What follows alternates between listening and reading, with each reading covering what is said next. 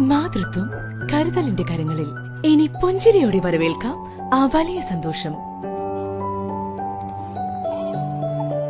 Nymphs hospital, Wandoor, Malappuram.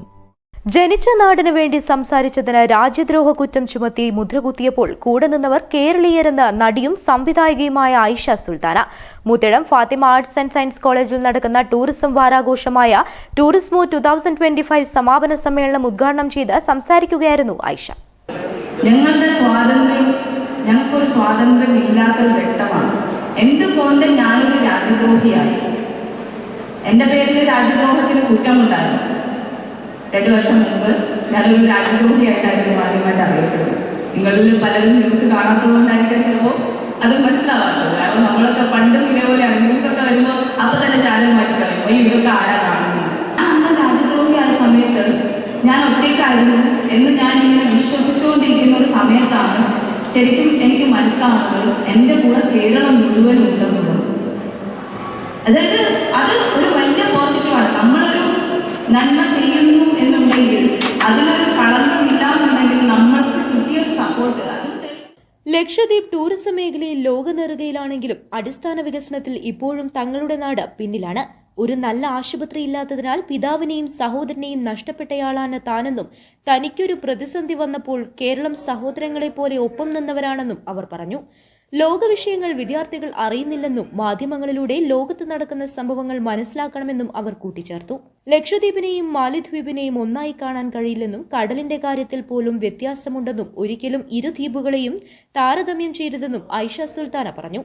എന്താണ് ബുദ്ധിമുട്ടെന്ന് ചോദിച്ചാൽ ഞങ്ങൾ ലക്ഷദ്വീപുകാരനുഭവിക്കുന്ന ഒരു ഹോസ്പിറ്റൽ ഇല്ലാത്തൊരു ബുദ്ധിമുട്ട് ഭയങ്കരമാണ്. ഒരു യാത്രാ സൗകര്യം പോലും ഇല്ല. ഇപ്പം നമ്മൾ ടൂറിനെ പറ്റി പറയുന്നുണ്ട്, ടൂർ പോകണം, അവിടെ പോകണം, ഇവിടെ പോകണം, ഈ കാഴ്ച കാണണം, ആ കാഴ്ച കാണണം. ശരിയാണ്. പക്ഷെ ഞങ്ങളെ ലക്ഷദ്വീപുകാരെന്താ ചെയ്യുന്നതറിയോ?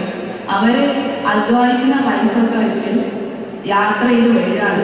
ലക്ഷദ്വീപിൽ നിന്ന് കേരളത്തേക്ക് വരികയാണ്. മൂന്നാർ കാണാനോ, ആലപ്പുഴ കാണാനോ, ഊട്ടി കാണാനോ, അല്ലെങ്കിൽ കൊടൈക്കനാൽ കാണാനൊന്നുമല്ല. അവർ വരുന്നത് ഹോസ്പിറ്റലിലേക്കാണ് വരുന്നത്. എത്ര ആൾക്കാരെന്നറിയോ ചികിത്സ കിട്ടാതെ മരിച്ചു പോകുന്നത്? ഈ ലക്ഷദ്വീപിന്റെ ഈ കുത്തുകുത്തായിട്ടുള്ള ഈ ചെറിയ ഒതുങ്ങിക്കിടക്കുന്ന സ്ഥലത്ത് നിന്ന് ഒരു മീഡിയ ഇല്ലാത്തതുകൊണ്ട് ഇതൊന്നും പുറം രാജ്യം അറിയുന്നില്ല എന്നുള്ളതാണ്. ഞാൻ ഈ സ്റ്റുഡൻസിന്റെ അടുത്ത് ഇത് പറയുന്നത് എന്താണെന്ന് ചോദിച്ചാൽ, നിങ്ങൾക്കും പ്രതികരിക്കാൻ പറ്റും നാളെ നമുക്ക് വേണ്ടി. ലക്ഷദ്വീപിലെ ആൾക്കാർക്ക് വേണ്ടി ലക്ഷദ്വീപിലും ഒരുപാട് സ്റ്റുഡൻസുകൾ ഇതേപോലെയുണ്ട്. അവരുടെ ഫാമിലികളിൽ ഇങ്ങനെ സംഭവിച്ചുകൊണ്ടിരിക്കുന്നുണ്ട്. ഇതൊന്നും പുറംലോകം അറിയാതെ പോകുന്നുണ്ട്.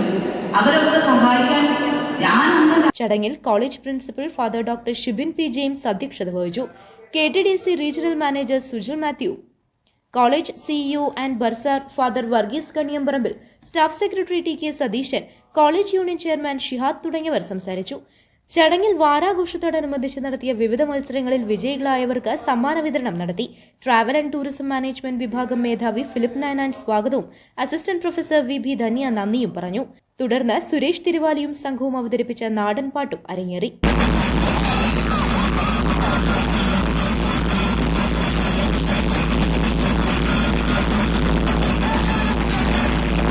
News bureau, Moothedam.